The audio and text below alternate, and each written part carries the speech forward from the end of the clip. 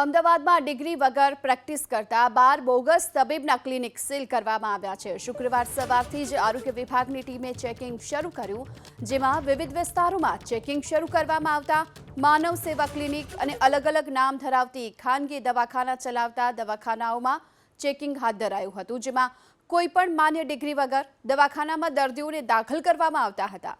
સારવાર કરવાના નામ પર એલોપેથી ઇન્જેક્શન વગેરેનો પણ ઉપયોગ કરવામાં આવતો હોવાનું પણ સામે આવ્યું। સરખેજ અને લાંભામાંથી 3, ઓઢવ, સરસપુર અને ચાંદખેડામાંથી આવા બોગસ તબીબો ઝડપાયા છે।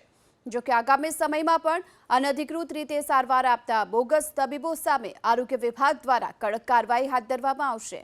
પૂર્વ ઝોનમાં 3, પશ્ચિમ ઝોનમાંથી 1, ઉત્તર ઝોનમાં 1 અને દક્ષિણ ઝોનમાંથી 2, જ્યારે કે દક્ષિણ પશ્ચિમ ઝોનમાંથી 3 ક્લિનિક સીલ કરવામાં આવ્યા છે।